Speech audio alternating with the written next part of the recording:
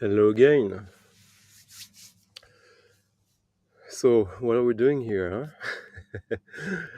Oh, it was a nice stream last night, and I noticed I noticed just a couple of things, which is that the little stream I did last Saturday, we talked about in details. We went a little deeper than usual into 45 RPM. I guess because of the whole double LP 45 RPM Atlantic Reissue program. That is a topic that people want to discuss. But I thought I have a different perspective about 45 RPM 12-inch LPs, whatever. And yesterday during the stream, I was as usual, playing a lot of 12-inch singles and or EPs, and I thought this is something we don't discuss that much, or it gets put on the side. Hello, Marius. For anyone who wants to hop on, right now there's only you. Oh, here's a few. Yeah. Hey, Vinyl Pants and MZ. Yeah, I thought, anyone who wants to come and discuss this, I prepared a few records to show, to discuss, to to go around why this is such a beloved format when so many people just I don't know, they just go for albums, sometimes with 7 inches. But it seems to me that the VC, the vinyl community, in its vast majority, ignores royally the 12-inch single. Ah, leaves in my hairs, huh? That could be arranged. Like, let's see, MZ. Are you happy now?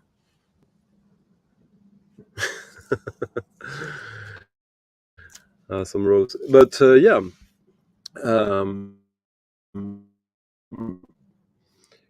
And well, because it's obvious that for anyone who like, I think it should be obvious to anyone who collects records that 45 RPM will give you a stronger signal, heavier bass, louder signal, and it's quite interesting to me that the audiophile world wants to force on some records that format rather than to go to what already exists and is quite common. Oh, here's someone who maybe qualifies as an audiophile. Huh? Depends on your view. Yeah. An audiophile is someone who takes care about the sound quality. Yeah. And so, why do you think?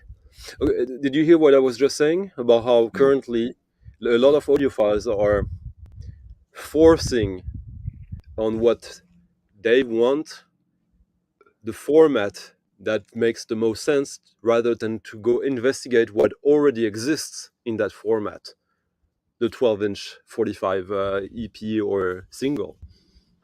Why forcing, Stunty? Always Forcing this in the French sense that, negativity. No, I'm kidding. yeah, well, Because, forcing when in you're talking about 12-inch maxi singles, as we called them in Germany, they might even be a role model for this 45 RPM discussion. it's so good. Jason asking, like, it's easy. Like, they were streaming at the same time as my stream on Friday, so I think it's fine. Like, no one should be. It shouldn't be a problem. Anyways, no, but I was saying forcing in the sense, hello GMAG and DDPD, in the sense that we have this whole And Atlantic. Jason, don't forget this. Sorry, son, and don't forget this is the best chance to not get Messi on stream when you stream at the same time. No, but the thing is that for me, Nadine. it's when I'm saying hello Nadine. When I'm saying it's forcing, It's in the sense that, like, when we discussed, everyone is discussing this Atlantic series on 45. uh, there is already a ton, and of course it's because of the audiophile quality that they do it on that format. And there's all these records that Nadine is very aware of that are 45 RPM 12-inch singles or EPs. Yeah. That is, which means that, to me, like, I didn't think about it initially, but since Nadine is a self-professed and confessed audiophile, like, the music she listens to makes totally sense, Yeah. even if I'm she saw the those Philips Silver series. They touche. are not Those are 45, good son. ones They from are Nadine. not 45. No, no. Not yet. Not yet. Maybe if they do reissues and then they do them on 45. You have a nice 45? I have a nice 45 in all senses. Look at this. Oh wow. Make It's a yourself mega big, please. 12 inch. It's a 12-inch put in the format of Of a the 7-inch. 7-inch. It's funny. And of course, it's on glorious 45 RPM. The guys look like, remember Imagination or how they look That like? is imagination. It is Imagination. Okay. Yeah, it's Oh, I it's hated them so much at the time. that track is amazing, Okay. Probably is. and which means also you get a pretty cool custom-made jacket that is like a DJ one in a way. Ah, yeah. White House? No, White House. This is actually never came out on any other format as a 12-inch single. This is a kind of promo thing. You should see they glued this on Mhm. the record, Yeah, and this is a fantastic 12-inch of De La This is a house classic. It's been sampled now numerous times, and this is the original test pressing on 12-inch. I yeah. love this. Nice sleeves. Where did you Yeah. get it, Nadine? Excuse me, sorry. The Where sleeves did or the you get record? it? No, no, the record. I know where you get the sleeves. Um, I bought this record, I think, when I was in the Netherlands. It was in the, it wasn't in the dollar bins, but it was caught up between some classical records. Okay, And I cool. was like, oh, and this is, I love this. This is, One thing for collector, from a collector perspective, to what you were just asking, is that outside of classic rock or maybe metal, there's not that much prestige in white label test pressings. Like, people who produce them, like the artists, usually, like, I've rarely paid more for a white label test pressing than for the regular issue. Maybe that will change, but most artists, I guess, especially in dance music, be it disco, electro, rap, house, etc., there's there's no greater quality to the test pressing and then to the one thing you're missing is the Stunty sometimes even worse because yeah, what if you buy a test pressing that didn't get approved? yeah. And they say, oh no, we need a better one. We need a new one. This doesn't work. Well, you know what? If I was if there was, like, imagine if there was a test pressing of a classic rock um, big record, and you had the test pressing say rejected on it, that would Mm. go for more money than any other yeah, copies, because absolutely, because it's new mix. Everybody wants to hear a different exactly, version of that album, of course. yeah, Okay, good point. Good point. Okay, true. But let's get back to the 12-inch because yeah, Nadine said, "Oh, it's only came. It's the only version of it." That's probably, of course, true. But take a million seller probably. Let's take for example this 12-inch Soft Cell's Torch. This Mhm. is show the it again. only yeah This is the only version in a way too, because on this 12-inch you have it on, I think, 9 minutes something, and you only have this on the 12-inch, But and this even is if you quite only have, even if it's not an extended version, it's Mhm. still on 45, which Of course. the albums back then and normally are not on 45. Yeah, Like, but usually, Stunty, you get an extended version on the 12-inch. yeah, usually, or like dub versions, like for Yeah, example, exactly. Yeah. this. For me, the last great Rolling Stones song, "Too Much Blood," and amazing cover art, Of course. with remixes and dubs by who's that again? If it's on a 12-inch, it must be Adrian Sherwood, right? No. It's the Latin Rascals, and wait, how do I do? So yeah, and and that was produced by Bob Blank or something like that. It's a really good, funky, dark Rolling Stones tune, and I'm not, yeah, and on Atlantic, of course. So yeah, Can you imagine Nadine Stunty getting into a record store and buying a Rolling Stones record? this It's one I bought it's strange. probably 5 or 6 times. Maybe it has a connection with somebody who played on an avant-garde record and is connected Something like to that. Yeah. No, this. it's just a great record. It's a great song. It sounds amazing. The cover is amazing. It's just And surprising, Santi. That's all. It's a cool well, surprise. I mean, there's a, because okay, why was the 12-inch single invented for the DJs? Yeah, and it was, yes, and I think the double exposure from Salsa were the first act to be pressed on a 12-inch single. So that was the start of it, and also it was Donna Summer's "Love to," no, was it "Love to Love You, Baby," The was long version, right? the long version. DJ loved that because that Mm. was the time when they could get their next cocaine thing, or go to the bathroom and do whatever they needed Or to do. both, Nadine, or Or even both. Both both. Maybe would be both. my choice. Would be my choice. Yeah. And that's why I'm so frustrated that Donna Summer's Spring Affair doesn't exist on 12-inch. That Yeah, one is only on, well, it's an LP with 4 tracks, but it's on 33 RPM. Like, that's one of her best songs, one of her grooviest, best dance floor songs, and it doesn't exist on 45. yeah.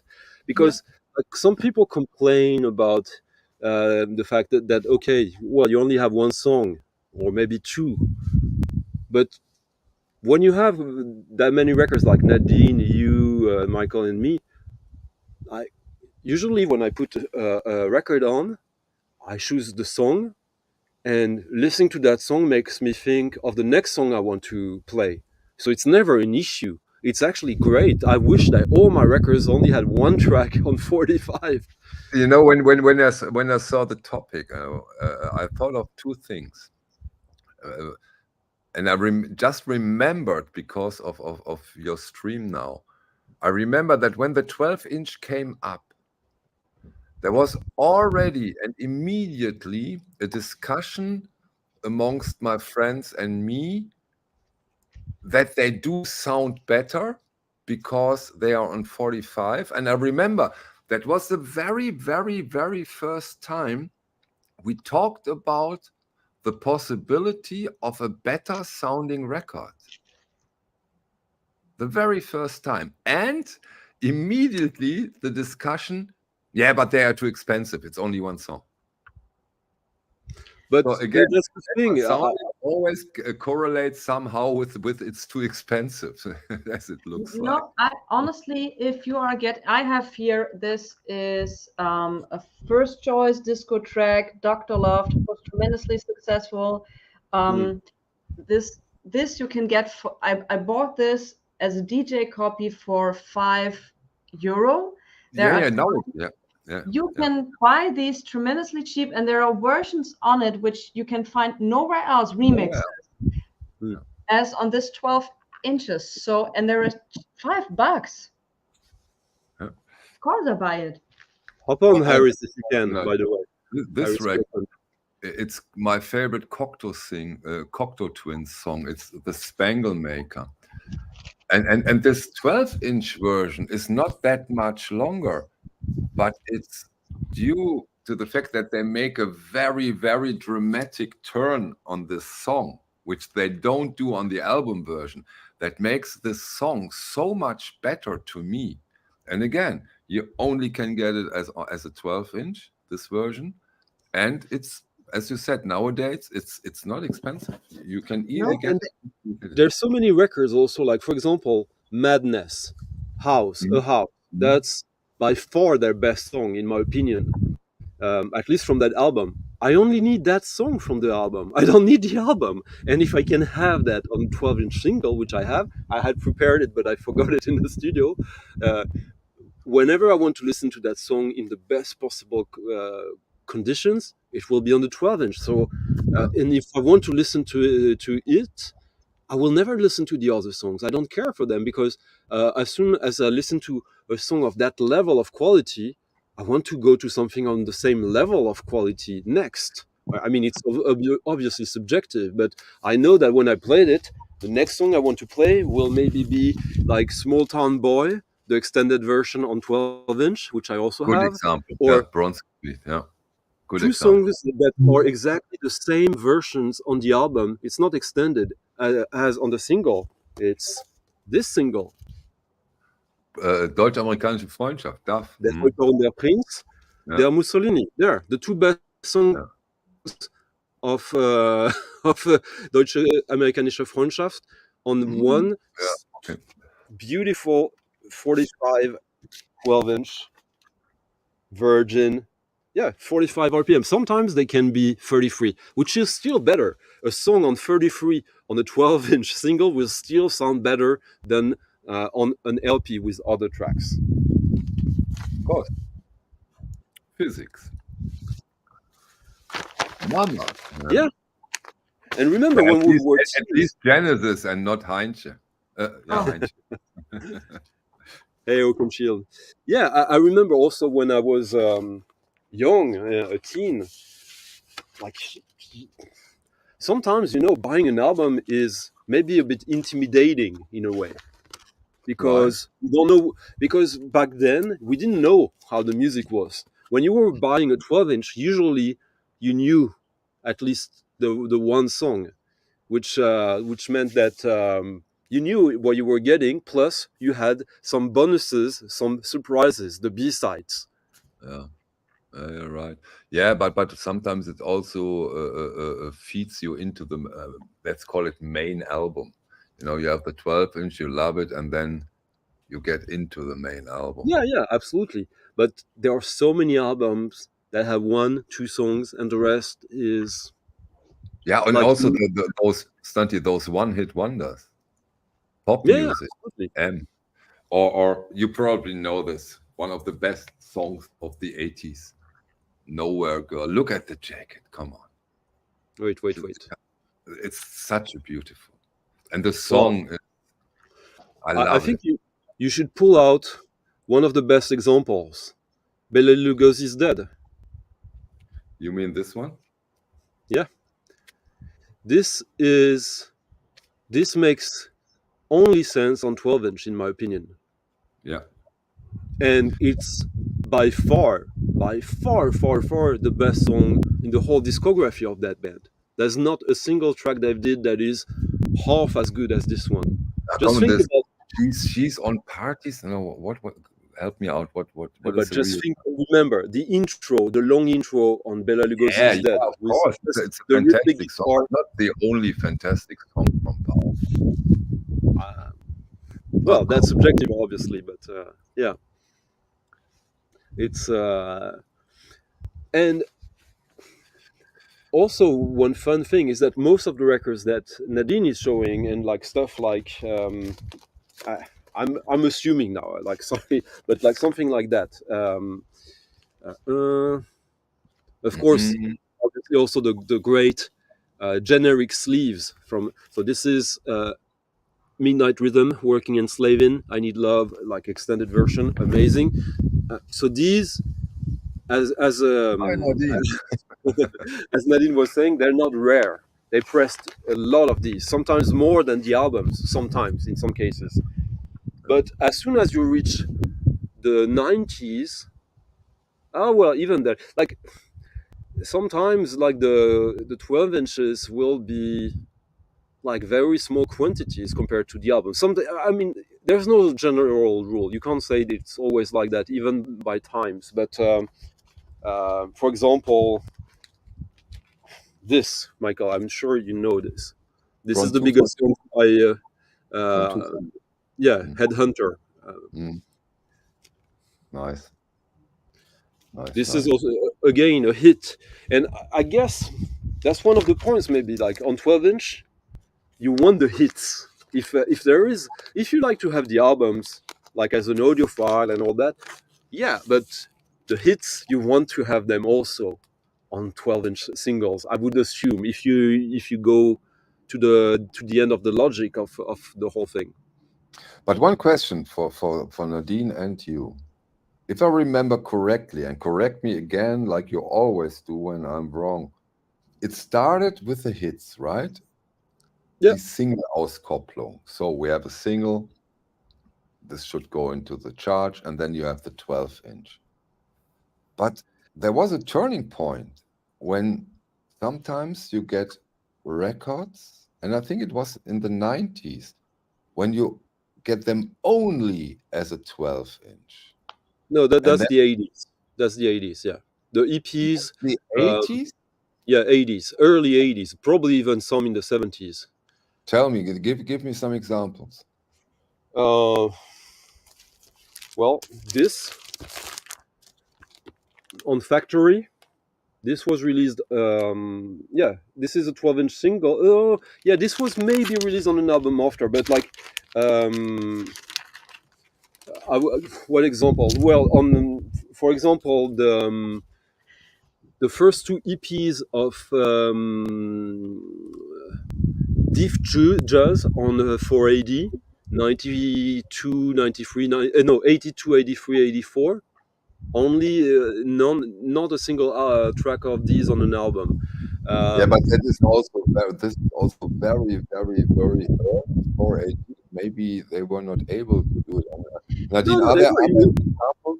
Are there examples when it comes to disco and soul? Only 12? Absolutely, absolutely. In the 60s, they were not released on 12-inch, but in the 60s, you have to consider that it was more or less a single market. So there, because it was cheaper, people could Mhm. more afford a single instead of an album. And especially in the 70s, when you're releasing a song after, there were in 1 week, there were like 20, 30 songs which were released. So they tried out, they pressed 12 inches, gave them to the DJs and tried them out in the Mm. club. And once they Already worked, as a 12-inch, not as a 7-inch, Nadine. as a 12-inch, Yeah, because the thing is you have more space, therefore you can play it pretty hot and you have the bass and everything. And that's in the late 70s they did it to try out if it's working or not. the remix and extended version concept for like pop music starts, I think, in '76. And if you are putting the single for the DJ, if you like, if it's an extended version or a dub or a remix, it's gonna be more than 5 minutes long. So you need Mm. a 12-inch. So it was created for because of the need of the DJ. And remember one thing that we we very rarely talk about in the audiophile world. Like when we want to talk about good sound systems, the best sound systems, what is the place that has the best sound system normally?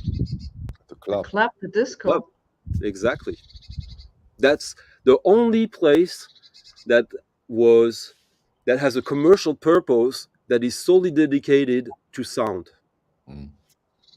Paradise Garage, Studio 54, they had sophisticated systems. And Larry Levan, who made the system in Paradise Garage, was later on flown to London and he created the sound system of Ministry of Sound.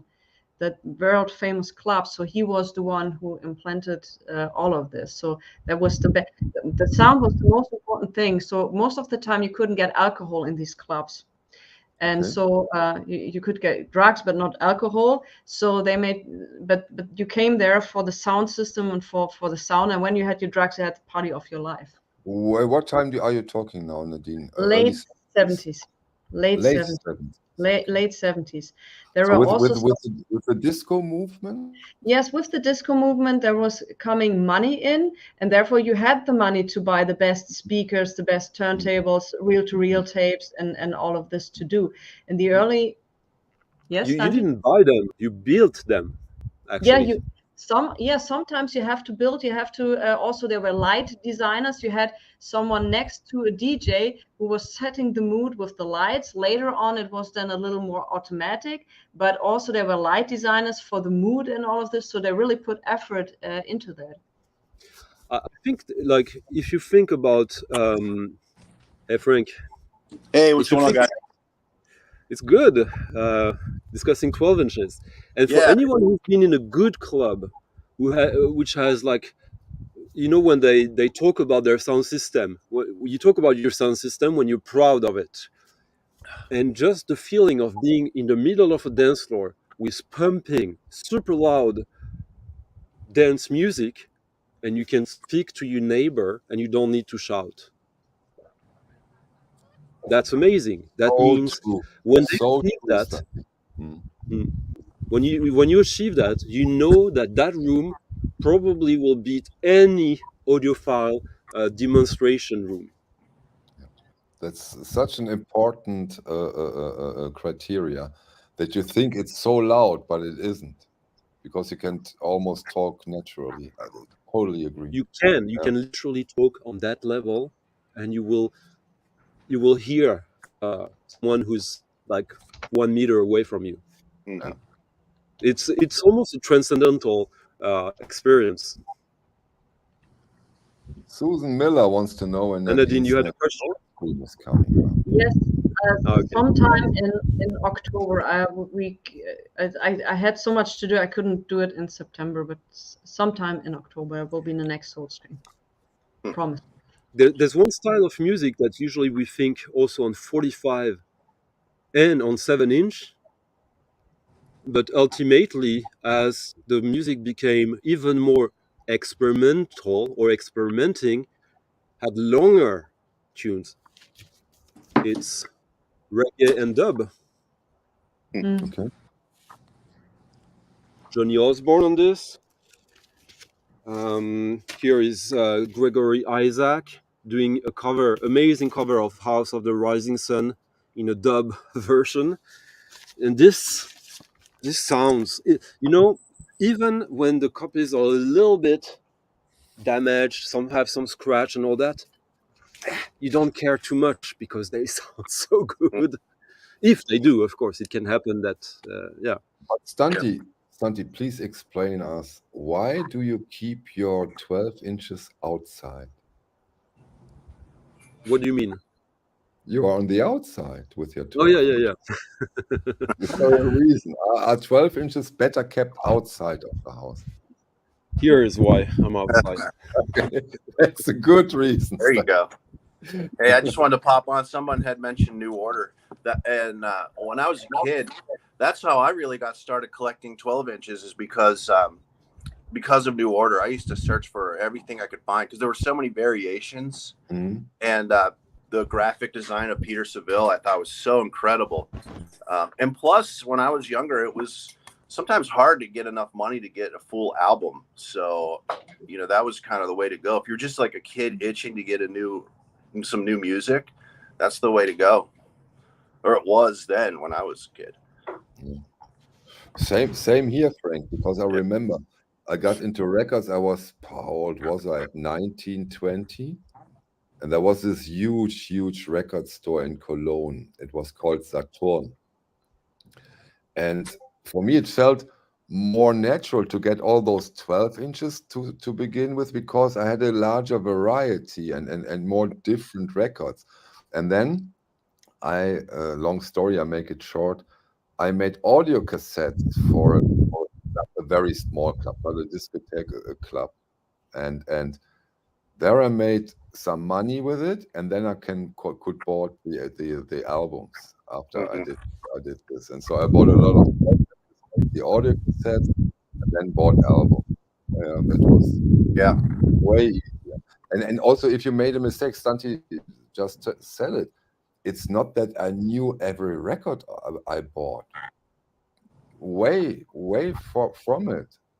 The majority of records and 12 inches I bought, I had no idea what to expect. There Hmm. was no information at that time But about it. weren't there possibilities for you, like in Saturn or other record stores, to listen what you want to buy? They had these booths where all the record players were. You're right, but again, it's the same nowadays. I'm just too lazy. I don't take the time. I just, okay, this looks good, this looks good.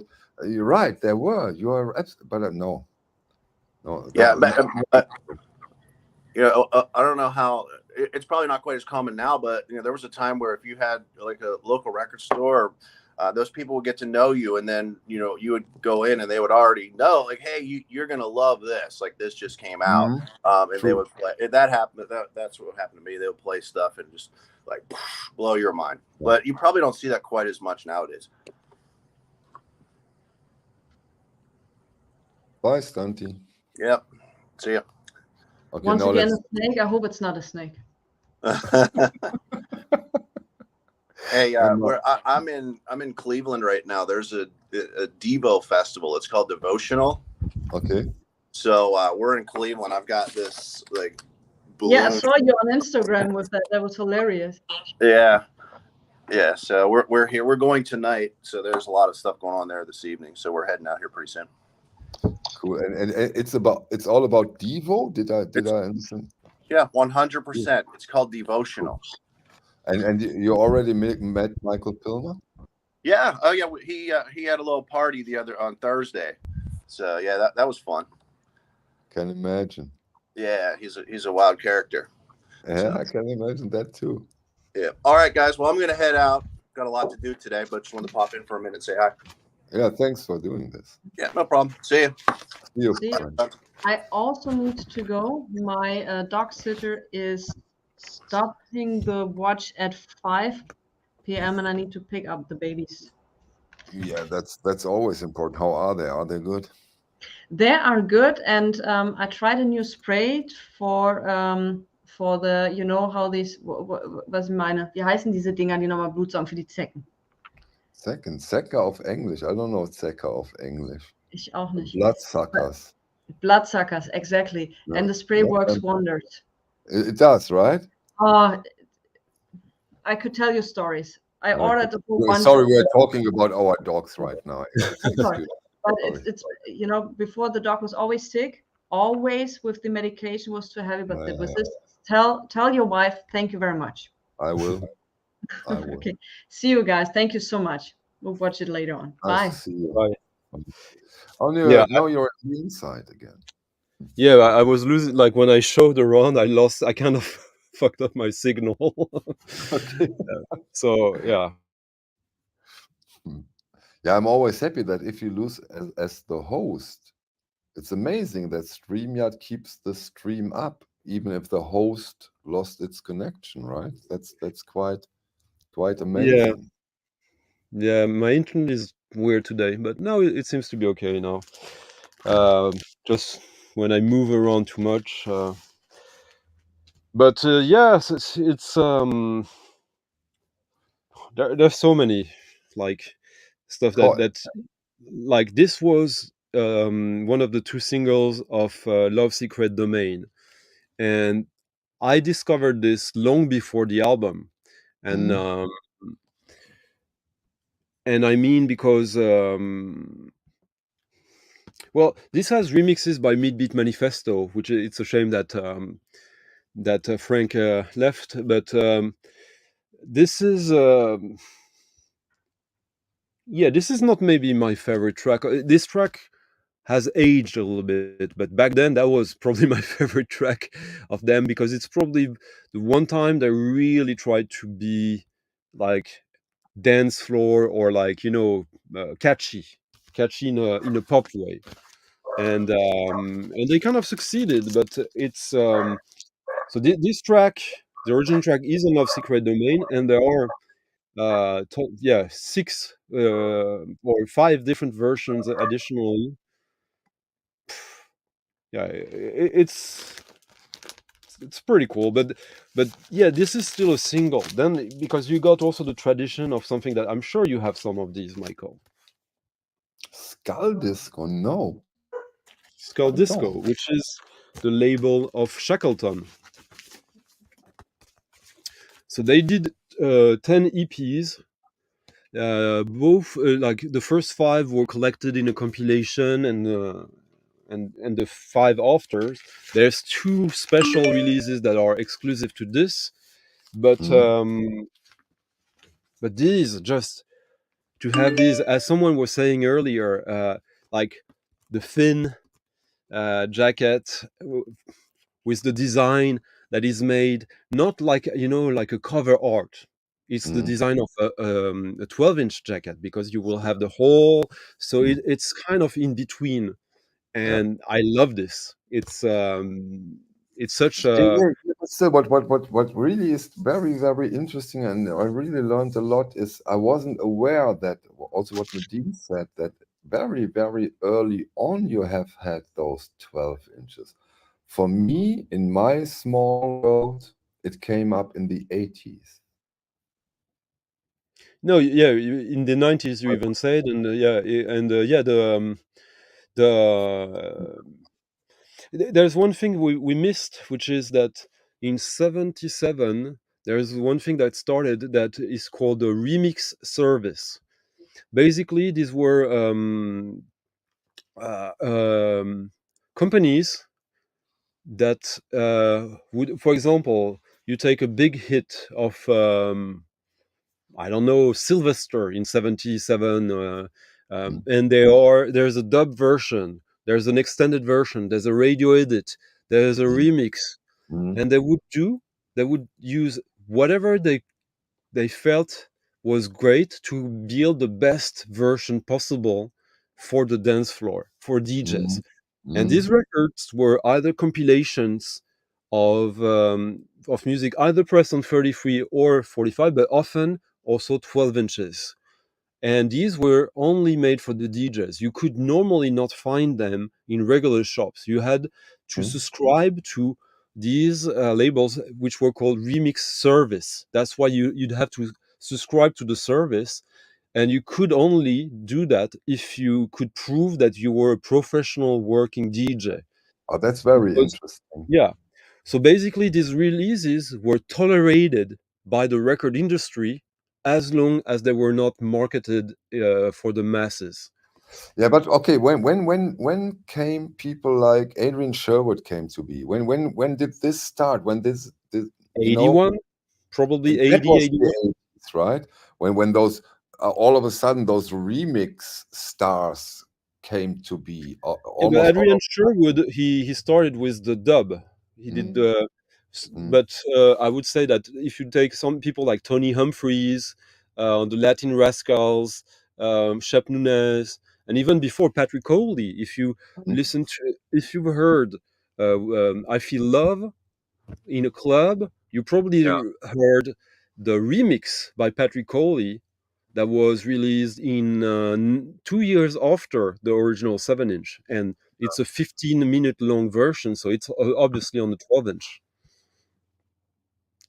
and it's yeah, that is if one is interested in sound and both music history and successful music, you owe it to yourself to own the extended version, the Patrick Coley remix 12-inch of "I Feel Love" by Donna Summer, that's for which sure, right? people think of Giorgio Moroder because he wrote the song, and of Yeah, course his DNA is in the song.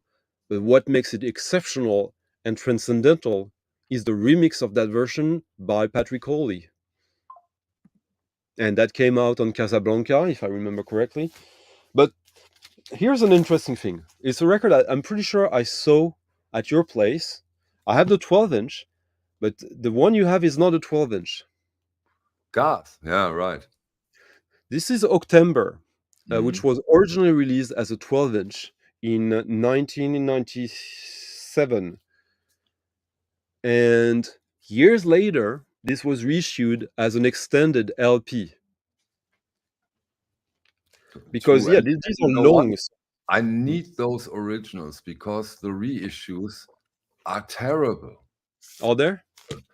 At least mine. Okay. Maybe I got something which, but they are terrible, and I cannot imagine that the originals are as terrible as the reissues. They're No. pretty crammed in a way because, like, for example, the album of it, Zauberberg, Mhm. it was probably. I, I have the vinyl of it, but I assume it was made for the CD originally. And back then, the culture was to try to do at least, if it was a CD, it was at least 70-minute long. Mhm. Yeah. And usually you try, like, 74 minutes was pretty usual, which means a double LP, obviously, but Yeah. doesn't necessarily means, well, it could be good, but it means that you'll have two songs per side, which is good, I guess. Yeah. Yeah. On this, you have one song per side, and well, it's amazing music. It's It, it is. It is. oh, But Santi, let's Richard. talk. Yeah. Yeah, Richard Go. seems Go. to have gotten that the 12-inch version as well. Cool. I think 12 inches are very, very important when it comes to one label and one period of time. And I think when we talk about Many war, labels. but Yeah. war and 12 inches are quite something special, right? Something happened in the 90s with Warp, but not exclusively. Something weird happened. So, because making EPs was totally fine, if you buy this, there was a single version of it, a CD single, and an EP version of this on CD. Mhm. Because if you buy this on vinyl, you had to buy twice. You had to buy this, and you had to buy this, the second part. They Okay. were sold separately, 2 weeks from each other. That was a tradition. The first week, you get the double pack,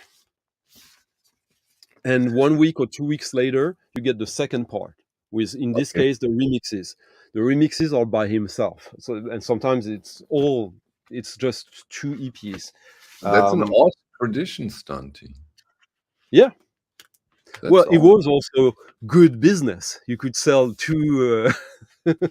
But for example, and there's also weird stuff that was happening. For example, um, the first big track by Aphex Twin, Mhm. the one that made him famous everywhere, is "Come to Daddy."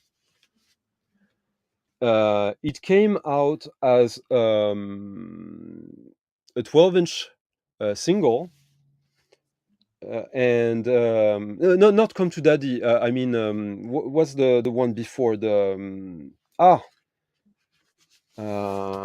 yeah, "Come to Daddy." Sorry, yeah, and they were doing this. This is the promotional item version, hence Mhm. the P version in the catalog number. But you Mhm. see, the catalog number and all this technical information is the artwork. Yeah. And they used a very special color because they were obsessed with colors. This was never released commercially. And this is Wow. a double EP with Nice one. half of the EP that only exists on vinyl in this promotional version, which was not impossible to find, but basically they made it almost like a bit of a game in a way. You had to, if you really wanted everything, if you were really a fan, you had You, to. you have to have the means, right? No, not necessarily, because these were quite cheap when they came out. No, no, no, no. I don't talk about Oh, money, but you have to spend a lot of time and effort to get them. and sometimes also on Aphex Twin's own label, they were kind of cheeky. For example, this again, you see the format. This is Aphex Twin under another name, Bradley Strider. Let me, Nice. Again, like a 7-inch. Yeah. yeah. And as you can see, part 1, part 2, and you see the length of the tracks. And if I look on the wax, okay, there's one track and one track. But then what could happen, and this 12-inch sounds amazing. It's very loud. But then you have, let me show you the record again Yeah. with the part 1 and part 2. But actually, it's not the same. One side is one of the tracks from that is the same as the other, and the other side is a different track, completely different. And Now they where's don't have the the melody? Hi. yeah, and they don't have this exact same catalog number, I think. Yeah. So that's why people who were into techno in the 90s learned about matrix Yeah, numbers and yeah, all yeah. that, because it was actually sometimes important. And why did this But is not an at least they had the decency to make a label with information and stuff like that. Nowadays, sometimes when you get those black vinyl with black label and black jacket and none information whatsoever, 33, yeah, but 45, it's, oh, but when there's no information, then you look for. Here it's worse because you have the information, but it's wrong and purposely so. It's like, okay, that's even worse. That's mean. but it's fun. Ah, geht so. Mm, not sure. Well, it deals. Look, it got me to tell you a story. Otherwise, I would just have showed you a record. I'm sorry, Sante. I have to take this. This is important. Yeah, take it. I'll show more reflex I'm and very sorry. warp stuff. But yeah, I don't find this mean. I just find it. It's history, it's culture, and it's fun. It's like when they did a compilation of FX Twins remixes, and all of them, it was a compilation of the stuff that had been released on singles from other bands that featured an FX Twin remix. And then Warp did a compilation of 26 remixes for cash, it was called. It was a compilation of his remixes. And some of these had only been issued on CDs. So what did they do?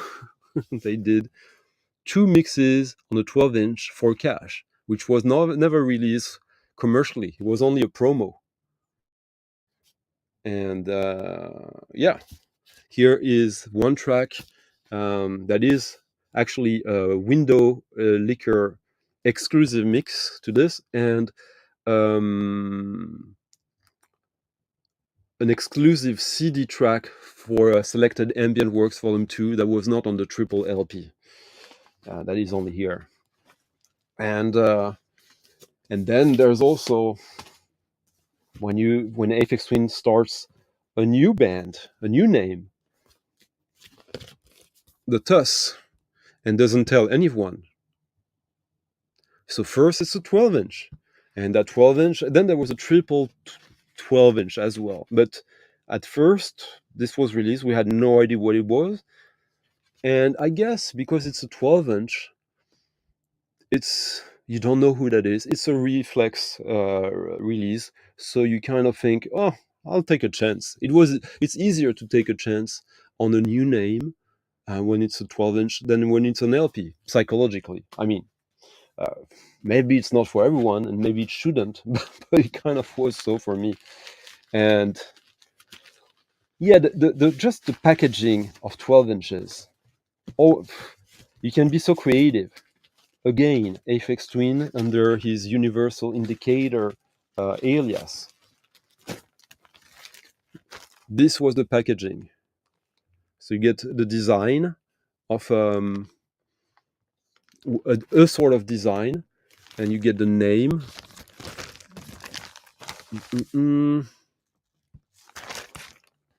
Universal Indicator Series green, and you get a green 7-inch, a green 10-inch, and a green 12-inch. So of course there is a charm to the packaging, and this is a single. This was never released as an album or compiled as an album later. It's just, for me, for sure as cherishable as an LP, if not more. Like, I mean, all of these things you could do with an LP, but because of the tradition of the album, you will have a cover art jacket or something like that. And this one, again, a Bradley Strider 12-inch that was packaged. The packaging is a poster of Aphex Twin's logo, and it's of Reflex logo, and it's gigantic.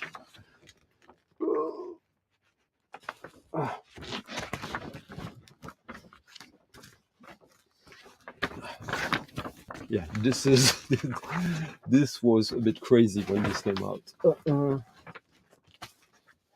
Oh yeah, and yeah. How should I? Well, I made a mistake now. It's a puzzle. Anyways, ça va. You, yeah. He's doing that. That's a pretty cool thing to do. Also, he doesn't release that many records anymore.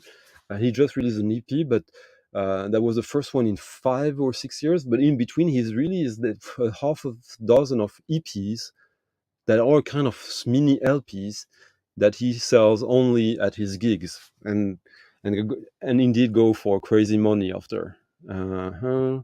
John. Yeah, exactly. The fun messages, but indeed, when you are into that kind of stuff, it teaches you. You get probably more interested in all the technical aspects of the vinyl record culture, for sure. Hello, Barry.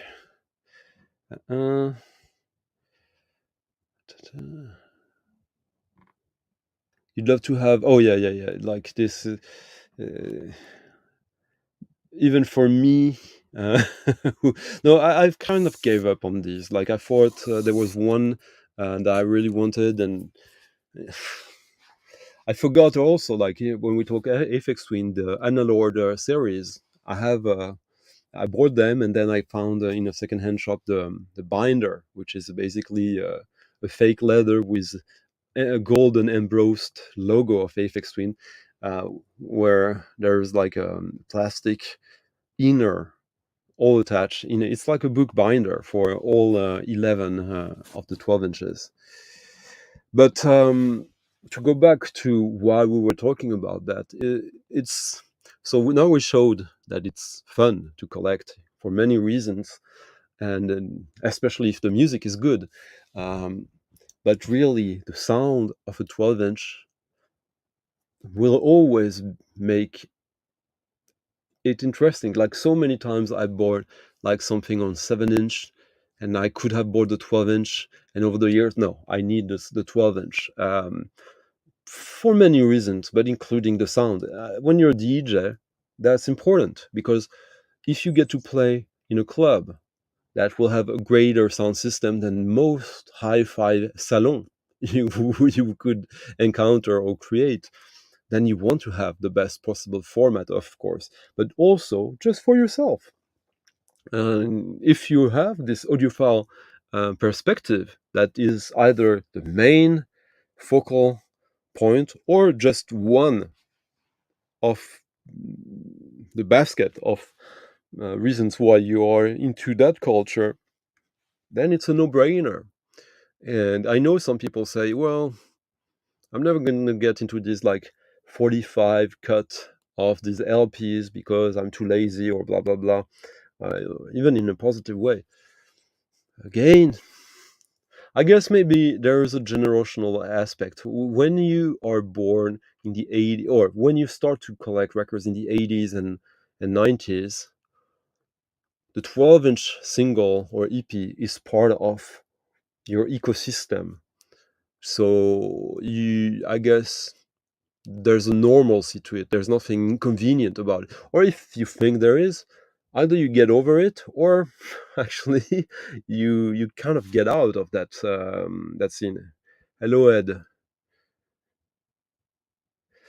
Yeah, exactly. The remix, which is actually it's not even a remix, it's an extended version. That song is fantastic. Go Home, I think it's from 84. It is on the album, but on the album, first, it's not as loud, it's not the full version, and yeah, that song from Stevie Wonder is well, it's probably one of the greatest proto house songs ever, and the album is pretty weak, to be honest.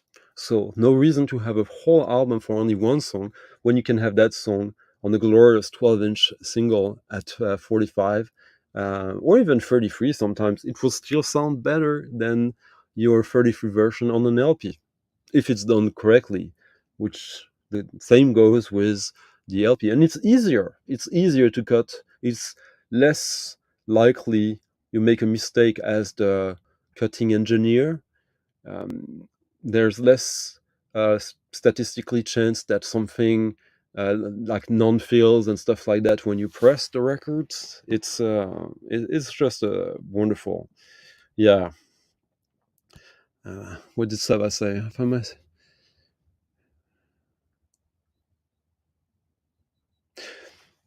Yeah, that's a good thing. But just think about it.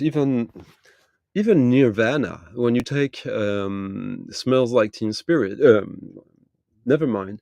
There's about I would say 5 EPs out or singles out of that album. 2 of them have as B-sides live versions. Maybe not top priority. That would be a collector mentality. But 3 of them, or 2 of them at least, have exclusive B-sides that are great. Songs that are non-album tracks, that are from the same sessions, and that are better than some of the songs that are on the album, in my opinion. Plus, you get the song from the album at a better, a much more powerful pressing and cut. Yeah, so even there, it doesn't mean you have this 12-inch instead of the album. Sometimes it is. In this case, I would still want to have the album for the songs that are not on 12-inch, but still, I know there are like anniversary reissues, like box sets where you get everything, all of that, and maybe they even have like a 45 version of the album. But I mean, I don't have that issue since I was buying these when they were released. Hey, Cesar. No, that's the beauty of this. The albums are crazy expensive. The singles, $20, which is, and sometimes even less. Ta-ta. There you go. But again, like the 12-inch singles of the album from the time sound fantastic and offer you that. Do you really need to have the whole album on 45? I guess it depends how you listen to music. As I was explaining, for me, it's not a need. It's since it's very rare I would listen to an album from start to finish. That's not how I listen to music. It can happen, but it's um, I guess it's just a natural development as well. The more records you get, the more um, curated your listening is, if that makes sense. But Yeah, I think I showed all the records I had selected here. The records in this room are all LPs, so I have nothing more there. Yeah, I probably have a few, but the thing is that to this day, even if most of the music I'm currently buying or listening, like the 12-inch format is, I guess, less and less common. If you go to a house and techno shop, yeah, that still is the norm, but it's less so than it was 10 years ago, less so than it was 20 years ago, for sure. But and also I would say that in this kind of music that are very creative, at times it goes in sequences, like house music at one point gets a bit exhausted and it becomes generic and repetitive, and then something happens like 10 years later and becomes interesting again. Right now I guess we're in a low point for electronic dance music, and but yeah, like also hip hop, for example, hip hop, the 12-inch single, that was very important format. Like if you went to a hip hop shop in the 90s and 2000s, it was like 90% it was 12 inches. Nowadays it's not so anymore. Well, see, you can probably get the original for much less than that. And that box set will get reissued, or a new version of it, or some other version will always exist. So if you buy these for the collectability, it's not a good bet, in my opinion. The original is is still the way to go. My first 12-inch. Mm, mm, I guess it was probably something on Too Pure. It was an indie record from between 91 and 92, for sure. It might have been the Face Healers. No, no, no, no. It might have been, you know what? It might have been Safari by the Breeders, which is an extraordinary 12-inch. I did a video about 10 12-inch EPs on vinyl. Uh,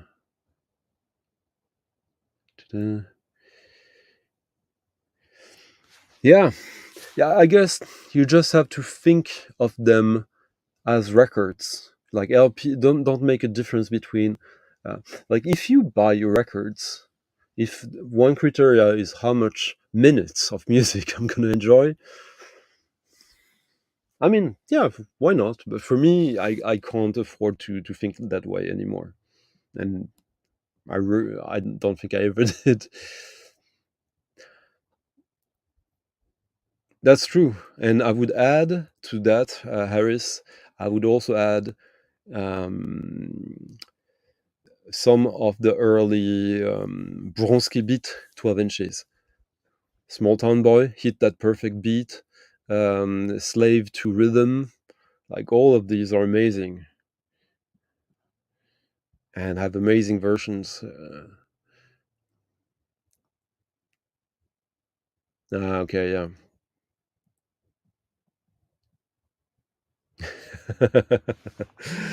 But these days, yeah,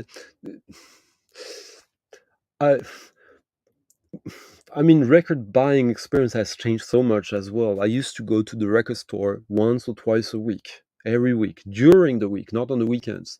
On in At the rough trade shop, at the techno shop, at the different shops like that were basically mostly carrying, like the majority of the stuff was singles and EPs. Albums you could buy elsewhere most of the time, but these specialized stores were the only ones carrying most or every 12-inch in the genre they were covering. And and just the rituals and the way to listen there, to be in line on the hunt also, because like getting a 12-inch single of an underground techno, house, electro, drum and bass, and whatever. How many copies will land your side? I was in Paris, which is a big city, already lucky. But if you're same in London, like a lot of these records now, it's different because we have Discogs. But back then, you had to be there the day they came. Oh, Yeah. here's someone back. I'm very sorry, Stanti, but I had to take that. Yeah, that's fine. Chad is always important. I don't confirm that. But yeah, I was just speaking about the how record buying in the 90s and 2000s, like in the specialist stores, where you had to be there every week because there was no Discogs back then, and 90% of the releases were on 12-inch singles or EPs. But you're not that big of a 7-inch guys, right? No, I'm more. I don't have the. I guess because I'm of the 90s, and in the 90s the 12-inch became prominent. I guess if you're from the 7-inch, from the 70s and 80s, the 7-inch was prominent to the 12-inch. The 12-inch existed in the, but was more uncommon. It was for DJs or certain EPs of, uh, like most big bands, like successful bands, didn't have EPs. They had albums and singles. But if you were, for example, I think the second record or the first record of Dead Can Dance is an EP. It's a 6-song EP. It's not an album, and it was not repackaged as an album later on. Again, the second record by the in the 90s, though, the second record by the Breeders is an EP, the Safari EP. Okay, this is now something we can discuss. An EP can be a 33, right? Yeah. What is the difference between an EP and an album sometimes? When you just said the second album of the Dead Can Dance is an EP, but we're talking 6 songs here. Yeah. What is the difference? Just well, the name? It's just you feel that it's not enough to be an album. It's you who decide, basically. I mean, Exactly. Dior did an EP single, or a single that was like in the 90s. You had singles that were 60-minute long because of all the versions, the remixes, and all that. If you take Dior, it's fairly often. If you take Underworld, Look at this, for example. Here is that was a German name, maxi single, right? Yeah. 45, the Water Boys. Yeah. You have 1, 2, 3, 4, 5, 6, 7, 8 songs. No. The three lost lines are one. Yeah, but still. Well, an EP is usually between 4 and 6 songs. When you reach 7, it can become an album, but that's not very important. Vague, right? Like a single means usually that one of the songs is on the album of the same time. An EP means that these are not album tracks. That's what it means. And sometimes you can have an original single, which means it's 2 songs or 1 song plus remixes, that is not necessarily from an album, but that is not an EP because it's only 1 song. It's supposed to chart, for example. For example, when Nirvana and Jesus Lizard do that split 7-inch or a single. Yeah, wait I a just want second. to show John Levinson that it's the whole of the moon. Wonderful. Yeah. Wonderful song. I so love it. It's unbelievable. Yeah. And yeah, it's again, basically you decide, but like you have the the original single, maxi single like this one, Mhm. or you have the single, and then you have the EP or a maxi. Yeah, like basically it's all like marketing. When you say maxi EP, it's basically maybe the label that fears that people won't buy it because they feel it's the audience want a whole album or Yeah. a hit. And when it's an EP, the song is not already a hit. It's not getting the radio airplay in a way. um, well, it's interesting. You say that, Harris, because for me it's the Tremolo EP that is one of the greatest singles, and we're both saying from the same band, from around the same area.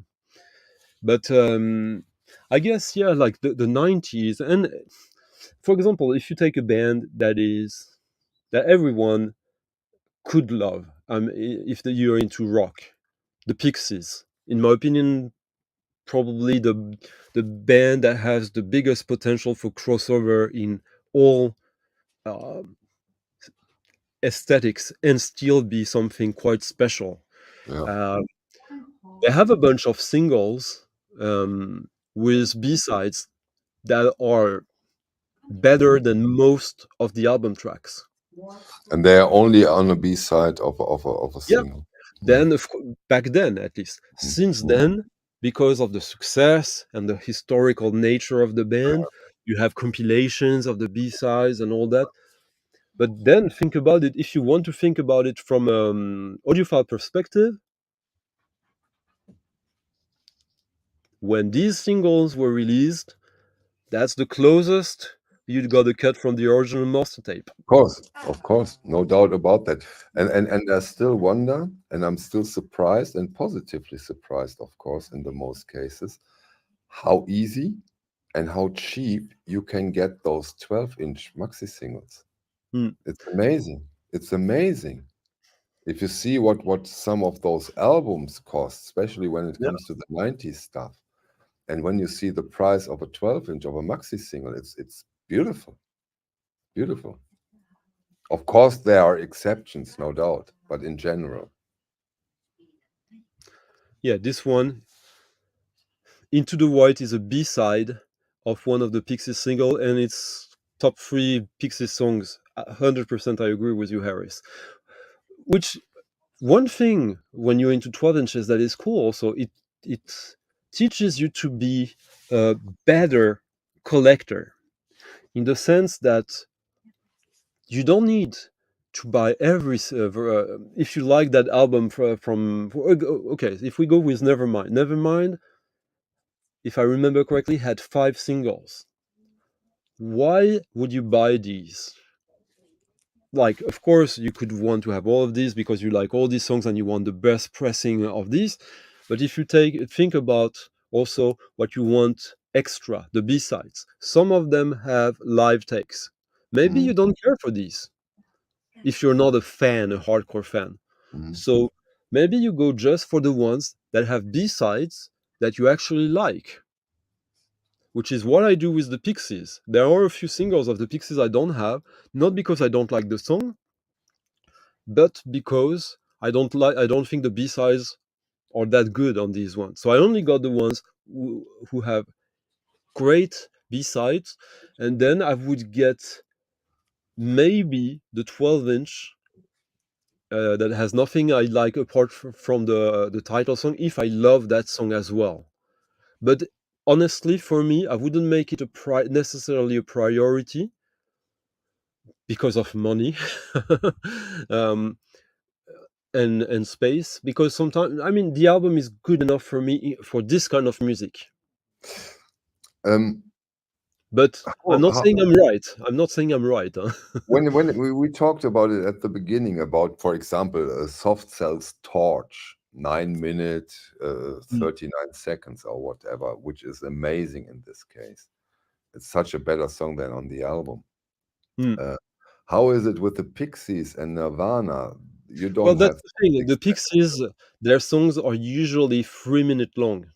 Mhm, There's very few songs mhm. by the Pixies that are longer than 2.5 minutes. The majority is like under 3 minutes. Mm. So that's something to consider as well, which means also in these cases maybe it's good to get them on 7-inch. Mm. I bought one Vibrasonic and I was so disappointed that I didn't buy the others. And they are quite pricey. They are quite pricey little buggers, those box sets. There's only one worth getting to me, and it's the one that got the unreleased Coil remix. But Of it's not a course. great song, so I don't care too much for it. See, that's again one of the things. It's because there's so much in the 12-inch world. Mm. You have to be Yeah, more yeah, but strategic. Depeche Mode, it's great that Vibrasonic brought this Yeah. up. Depeche Mode were quite into it, right? They really milked those. But yeah, that's a good point in the sense that Mhm. when you collect albums, then it's easy, Mm. unless you start to Get think the which album. version. but Yeah. but like the album, there's the album. But if you are also getting the singles and the EPs, like do I need to get every single one? Which one do I need to get? So that's where you need to either back then before YouTube basically, a lot of the stuff I was buying in the shop, sometimes you could listen to it, but if it was not accessible, like in the early days of eBay and Discogs, you were buying them to discover them. Mm. You Yeah, and discovered that what they you just existed. told, what you just talked about, when Nadine was still here, this is also a total black box, but very, very interesting to me. Those reissuing, no, those mixing bureaus for the DJs. I can imagine that those copies are quite sought after in some cases, or are they not? Well, like I don't know the numbers, but for example, that one that I was showing, the Mhm. Midnight Rhythm, Mhm. they probably did. I don't know, maybe 100,000 of it. Really? Yeah, 100,000? I Wow. don't know, maybe not, but they probably did at least 30,000 of it. Okay. Yeah, you know, when I get back into vinyl and I got the rest of my collection, the silly, pathetic rest of my old collection, there was an Adrian Sherwood remix of a Depeche Mode Yeah, 12. I have that. And it was so funny because it was a very limited release, 25,000 copies. And in Yeah, that period of time, it probably was yeah, very, very limited, only 25,000. yeah. That's a good point. But besides that, like again, and like lots of good comments, anecdotes, like John had. Okay, name one genre 808. What do you think is a genre that would need House to be music bought? wouldn't exist without the 12-inch format. It wouldn't. Like there literally is probably like 20,000 12-inch EPs or singles for one album in house music, Mhm. and that's probably conservative. Like the first house music album is probably from 88, and it started in 85 86. So you have and between 88 and 91, there's probably maybe there's less than 100 house albums that were released, and there were like thousands and thousands of 12 inch. singles, EPs released. Mhm. Drum and bass wouldn't exist without the 12-inch, because like tracks are like usually 7 minutes long and are super bass heavy, which means that you can't have them on albums, and 7 inches is not enough. Yeah, then that goes maybe for the soul records, like Nadine explained earlier on too, right? Well, Yeah, soul. The thing with soul, the length of the track makes it possible on 7-inch. yeah, right. The 12-inch is really when the norm is 5 minutes plus. Plus. Mm. And then I will add something else. I still like, if I get the chance, like between a 7-inch on 45 and the same version on 12-inch with the same length, I I still go prefer for it. 12-inch Of course. because for me, just the tactile aspect of it. That's No doubt. subjective. Totally agree. Totally agree. Yeah, but like if someone prefers a 7-inch, I totally understand that as well. Yeah. I'm just not into 7-inch that much. Yeah, but Thank like you. I used to say that, and now some of my biggest grails are 7 inches because maybe that's what's left. Yeah, Also, and also you have this Parmigiani 7-inch, right? If I'm not mistaken. yeah, there's that, but there's like, for example, when I'm thinking like I think, example, for example, if you love punk, I mean, Günther made this video with me, this stream with me. Punk 7-inch is quite important, right? And quite okay, essential. let's put it that way: goth, hip hop, and punk. Most often, if you buy an album, there's 1, 2, maybe 3 songs you like on it. Because that's the way that music was made. They were making songs and songs and songs, and then you have to make an album under almost the same amount of time as a single. And like a hip hop album in the 90s, the norm was like 16 tracks. Mm, Usually there was like quite something. Yeah. one Quite or two great songs on the albums, something. not more. 16 is quite something. Yeah, I Yeah. do agree, of course. Yeah.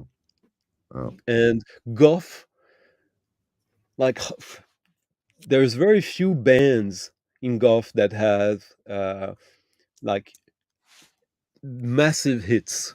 If you think of probably the band that has the most amount of real hits, it's not Bauhaus, it's Sisters of Mercy. Mm. And the Temple of Love is a massive track, Alice. that has massive crossover potential. Come on, Alice is even stronger. No way. Oh, No. yes. No. Yes. Temple of Love has this kind of U2 stadium feeling. I'm not saying it's better. Alice too. No. Yes. From a DJ perspective, like I tell you, like Temple of Love is maybe more cheesy in a way, but it's 10 times wider than Alice. Alice is a song. Okay, Temple I of don't Love have the is DJ perspective. Then, if you say that now, yeah, okay, I can understand that to make the crowd move. like, Yeah. if you think about it, you're in an 80,000 people stadium. Temple of Love, you're at home. That's a song that fills the whole space. It's a widescreen song. Alice is more a song for like a concert hall or a club. I just want to show Ed Topo because he's talking about the 12-inch is unbelievable. And it's also, I would say, Ed, again, when you've listened to that song on the album, the rest can only be disappointing in a way. Like that song is like what, 8 minutes long? Maybe I'll find it here. Maybe even longer. Like with this, I mean, it's probably one of the pop songs with the longest intro as well. Before he starts singing, before the guitar starts to do riffs, it's just a drum and the guitar doing rhythmic stuff, almost like experimental musique concrète stuff with a. The guitar is not making melodies for maybe 3 minutes. And I don't say how long. I'm sorry. yeah, but it's a long song, but it was at the time. It was 9 Deutschmark 90 Pfennig. Well, no, at the time it was probably it was probably £3, £2.99 in the UK. Yeah, that might be, but here in Germany it was 9 D-Mark, Eh, 90 no, but Pfennig. which is Nobody almost. will know.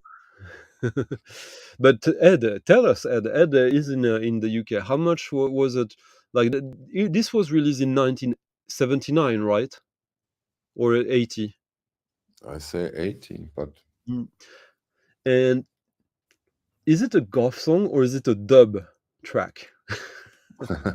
For me, it's I more golf than dub, I think. but technically it's almost more a dub. Yeah, yeah, Yeah. £3, £2.99. That's what I was thinking. It's Yeah, but at Topum, Stunty, don't forget, this is an English yeah, pressing. no. Deutschmark, it was uh, Yeah. one Yeah. Deutschmark was half of a pound, or two Deutschmark No, was £1. I think no. I would Maybe a say little more, two and a half. one at that time, one German £1 was 3.50, Okay, 3.50. It okay, was pound was sometimes very, very strong. Yeah. yeah. It's true that now, because of all the costs, like one thing important: if you come to me and you want to press a single or an album, Mm. the cost is the same. It's the same. It's the same. The one difference that might be that how much money you put into the jacket. For Mm. singles, a techno single, you can have like a basic disco bag, which costs much less than to order a four-color heavy Of course, stock, of uh, course. which doesn't double the price but increases it massively.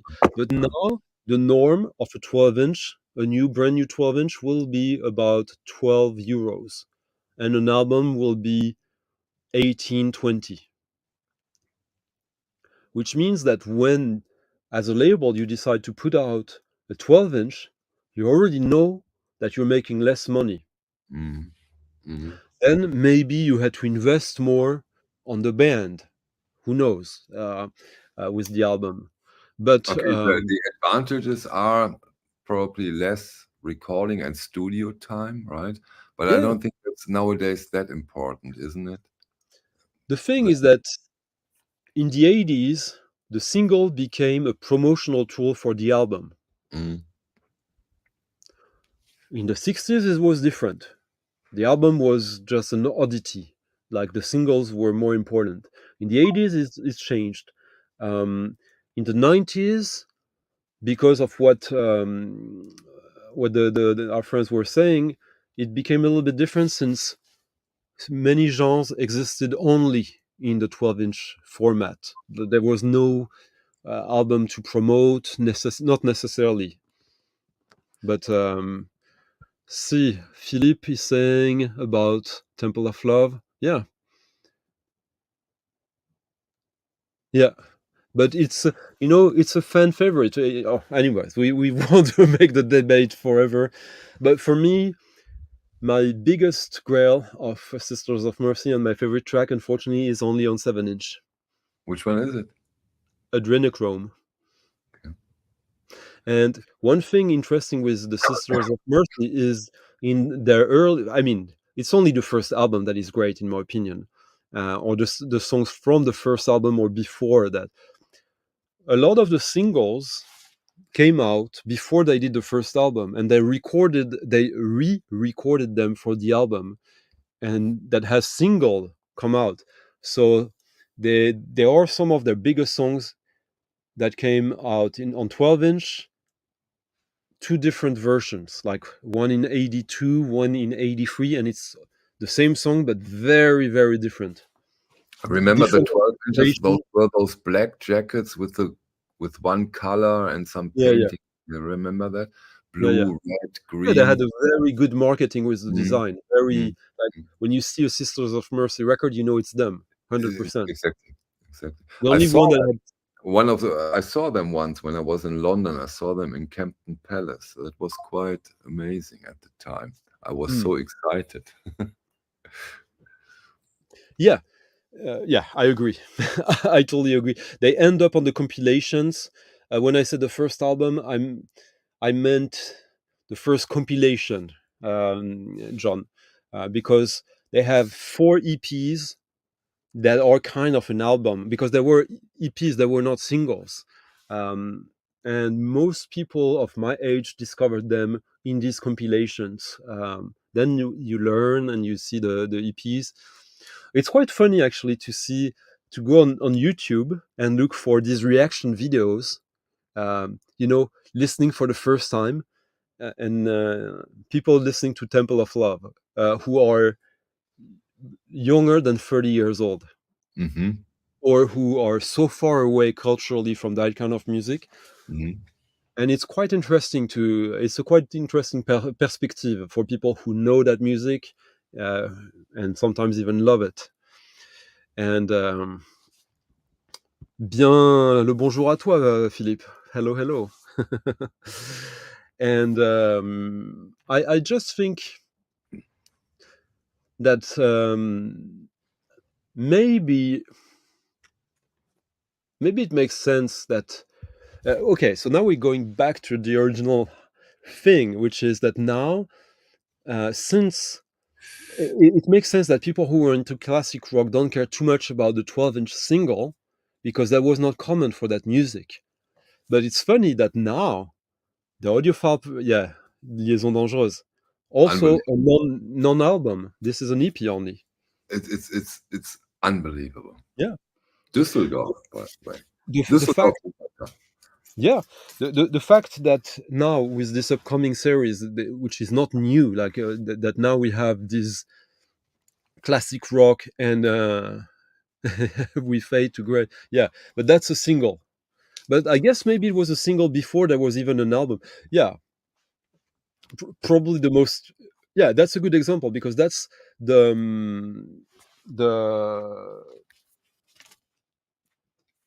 the most famous, the most known song of Joy Division, and it's only a single.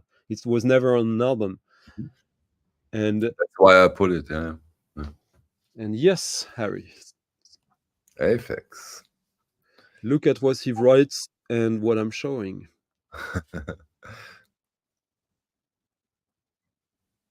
He's not the orange was remix and then charged 20 bucks.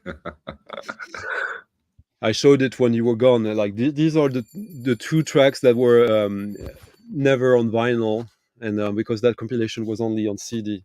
So yeah, yeah, but in a way, Aphex Twin is a very special case, right? Yeah, when you were gone, I showed tons of Aphex Twin. Okay, thank you. I love him. No, it's fine, but it's good to John to be precise. But yeah, I mean, we could go on many tangents, but yeah, that was just an idea for a little stream about like starting to discuss more 12 inches and see if we find new angles to discuss that. As again, I think as the 12 inches somehow they run under the radar, right? Yeah, they do. But like the first point I was making that I think now we can go back to, which is that the classic rock culture is not prone on 12-inch, but now they want to have their legacy albums cut on 45 RPM because they didn't get the chance, which will probably mean that they still ignore other genres, because now they can get this quality for the music they love. But if you look at all of this from a more like rational perspective, if what you are after before even the music you like is the best performance for your records on your audiophile system, and 12-inch 45 singles, there's a lot of great music on that format. And this is the way to go. Yeah, I totally agree. Yeah, you have so much added value. The better sound, the extended versions, the remixes, and of course, in many cases, you only get it there. So this is because where the culture is right now, less competition. Yes, that's what I talked about it, they are under the radar, and you get them for sometimes ridiculously less money.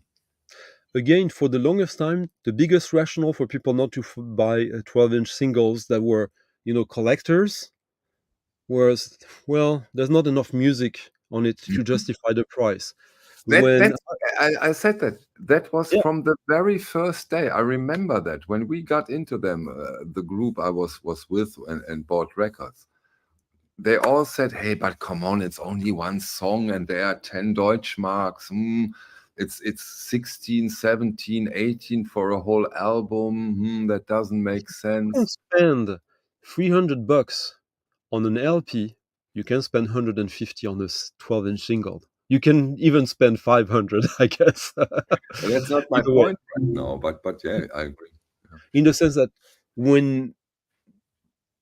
if money is a concern, but at the same time you're ready to spend like big money for an LP, then you're not buying minutes, you're buying an object as well. Totally true. Totally true. Absolutely. We all do. We are buying objects. Hmm. Then they even And, make fun. Yeah. and again, if you think about like the preciosity, pressing a 12-inch single costs as much as pressing an LP. Mm. So True. basically, you are more fancy when you buy 12 inches. If you want to look at it from a snobbish view. No, but I'm joking. But like really, again, like if we start to value art by quantity, which that's what it is, like the minutes I get for my money. Beat beats per euro. Yeah. Yeah.